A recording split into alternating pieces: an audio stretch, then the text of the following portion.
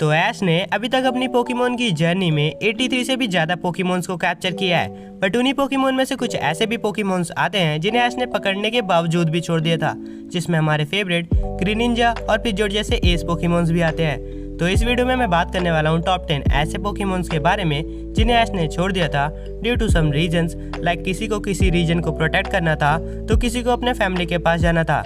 तो वीडियो को स्टार्ट करने से पहले अगर तुम लोगों ने चैनल को सब्सक्राइब नहीं किया है तो चैनल को सब्सक्राइब कर देना है एंड बेल आइकन को ऑल पे सेलेक्ट कर लेना ऐसे ही और वीडियोस वॉच करने के लिए, एंड वीडियो को लाइक भी कर देना। Now without wasting any time let's get start the video. तो नंबर 1 पर आता है ऐश का ग्रीनिंजा, जिसे ऐश ने कैलोस रीजन में फ्रोकी की फॉर्म में पकड़ा था एंड ये ऐश का सबसे पहला वाटर स्टार्टर टाइप पोकेमोन है जो कि अपने फाइनल फॉर्म तक गया है। प्लस उसके बाद भी ऐश के ग्रीनिंजा ने एक फॉर्म अचीव किया था जिसे हम ऐश ग्रीनिंजा के नाम से जानते हैं, लेकिन बाद में ऐश को अपने ग्रीनिंजा को कैलोस रीजन में ही छोड़ना पड़ा था क्योंकि ज़ायगार्ड ने ग्रीनिंजा की मदद मांगी थी उसे और कैलोस रीजन को प्रोटेक्ट करने के लिए टीम फ्लेयर जैसी बुरी ऑर्गेनाइजेशन से। बट फाइनली आखिरकार पोकेमोन जर्नीज के एपिसोड 108 में ऐश का ग्रीनिंजा रिटर्न करता है, जहां पर वो लुकारियो को तो हराता ही है बट साथ ही साथ उसे ये भी सिखाता है कि उसे अपने ऑरा को कैसे कंट्रोल करना है, जिसकी मदद से लुकारियो एक जाइंट ऑरा स्फीयर बना सकता था और साथ ही साथ ऐश के साथ फुल्ली कनेक्ट हो सकता था। और ऐश का लुकारियो जब भी जाइंट ऑरा स्फीयर यूज करता था तो ऐश के ग्रीनिंजा को पता चल जाता था। एंड इसी एपिसोड के लास्ट में ऐश को अपने ग्रीनिंजा को फिर से गुड बाय करना पड़ा था क्योंकि अभी भी कैलोस को प्रोटेक्ट करने के लिए ऐश के ग्रीनिंजा की जरूरत थी। नंबर 2 पर आता है ऐश का बटरफ्री। ये ऐश का सबसे पहला पोकेमोन है जिसे ऐश ने कैटरपिलर की फॉर्म में पकड़ा था और फिर बाद में चलकर ये मेडापॉड और बटरफ्री में इवॉल्व हुआ था। एंड बाय बाय बटरफ्री वाले एपिसोड में ऐश के बटरफ्री को एक पिंक बटरफ्री पसंद आ जाती है, जिसके कारण ऐश को अपने बटरफ्री को रिलीज करना पड़ा था क्योंकि वो बटरफ्री ऐश के बटरफ्री के साथ नहीं रह सकती थी, वो अपने झुंड के साथ ही रह सकती थी। सो दैट्स वाई ऐश को अपने बटरफ्री को रिलीज करना पड़ा था एंड फिर ऐश का बटरफ्री भी उस पिंक बटरफ्री के साथ चला जाता है। तो नंबर 3 पर आता है ऐश का लैप्रेस, जिसे ऐश ने ऑरेंज लीग में सफर करते हुए पकड़ा था, जहाँ पर कुछ लोग एक जख्मी लैप्रेस के बच्चे को परेशान कर रहे थे तो ऐश ने उसे बचाया था एंड फिर बाद में चलकर वो जख्मी लैप्रेस का बच्चा ऐश का फ्रेंड बन जाता है, जिसके बाद ऐश उसे कैप्चर कर लेता है। और फिर कुछ एपिसोड्स बीत जाने के बाद एक एपिसोड में लैप्रेस की पूरी फैमिली वापस आ जाती है और तब ऐश को लगता है कि लैप्रेस की खुशी अपने परिवार के साथ जाने में ही है, तो इसीलिए अपना काइंड हार्टेड ऐश अपने लैप्रेस को रिलीज कर देता है, जिसके बाद लैप्रेस अपनी पूरी फैमिली के साथ वापस चली जाती है। एंड फिर कुछ एपिसोड्स बीतने के बाद लैप्रेस वापस आती है एंड ऐश से मिलती है एंड फिर से अपनी फैमिली के साथ चली जाती है। तो नंबर 4 पर आता है ऐश का स्क्वाटल। वेल, ये पोकेमोन स्क्वाटल स्क्वाड का टीम लीडर तो है ही, बट साथ ही साथ ऐश का सबसे पहला वाटर स्टार्टर टाइप पोकेमोन है। एनीवेज, इसे ऐश ने पकड़ा था भरोसे से, टीम रॉकेट इसे पकड़ना चाहती थी बट ऐश ने इसे बचा लिया था। फिर उसी एपिसोड के एंड में स्क्वाटल ऐश के पास खुद आया था, जिसके बाद ऐश ने उसे पकड़ लिया था। But after many episodes team Squirtle squad को अपने बॉस की ज़रूरत थी, तो ऐश ने स्क्वाटल को उसकी टीम के पास ही छोड़ दिया था, जिसके बाद अभी तक ऐश ने अपने स्क्वाटल को कभी भी बुलाया नहीं है।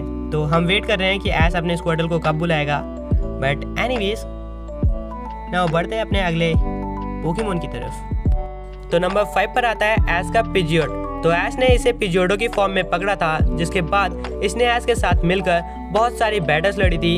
एंड आफ्टर सम टाइम एक एपिसोड आता है जिसमें ऐश का पिजियोडो पिजीज को बचाने के लिए फ्यूरो से लड़ने लगता है एंड लड़ते लड़ते ही वो पिजियोट में इवॉल्व हो जाता है, जिसके बाद पिजियोट बड़े ही आसानी से फ्यूरो को हरा देता है। एंड उसी एपिसोड के एंड में ऐश अपने पिजियोट को वहीं पर छोड़ देता है उन पिजीज को प्रोटेक्ट करने के लिए। और फिर ऐश अपने पिजियोट को कहता है कि मैं एक दिन तुम्हें जरूर लेने आऊँगा।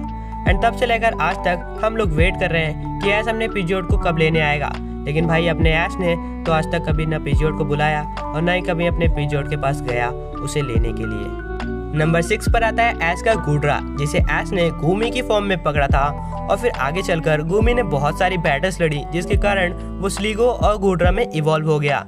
फिर बाद में एक एपिसोड में ऐश ने अपने गुड्रा को उसके होम टाउन में ही रिलीज कर दिया क्योंकि ऐश ने उससे प्रॉमिस किया था कि वो जब स्ट्रांग हो जाएगा और अपने फाइनल फॉर्म में पहुंच जाएगा तो ऐश उसके होम टाउन में उसे छोड़ देगा। और एक सूडो लेजेंडरी पोकेमोन होने के कारण ऐश का गुड्रा बहुत ही ज़्यादा स्ट्रांग था, बट साथ ही साथ ये एक लौता ऐसा पोकेमोन था जिसे ऐश ने रिलीज करने के बावजूद भी एक बैटल के लिए वापस बुलाया था। आई मीन कैलोस लीग में ऐश ने एलान के साथ लड़ते टाइम अपने गुड्रा को वापस बुलाया था एलान के बैटल में लड़ने के लिए, और फिर बाद में उसे ऐश ने उसके होम टाउन में फिर से छोड़ दिया था।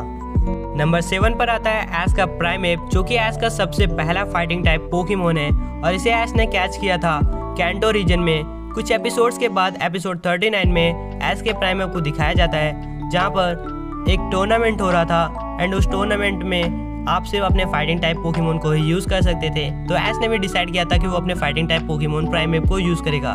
तो उस टूर्नामेंट में शुरू में तो ऐश का प्राइमेप ऐश पर ट्रस्ट नहीं कर रहा था, बट जब ऐश ने इस टूर्नामेंट के फर्स्ट राउंड में प्राइमेप को सेव किया था एक सीरियस इंजरी होने से, तो अपना प्राइमेप ऐश पर ट्रस्ट करने लगता है, जिसके बाद ऐश का प्राइमेप इस टूर्नामेंट को जीत जाता है।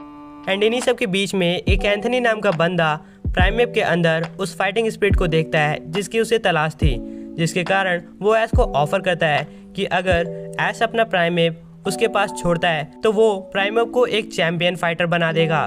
एंड इन दी एंड ऐश प्राइमेप की भलाई के लिए उसे एंथनी के पास ही छोड़ देता है।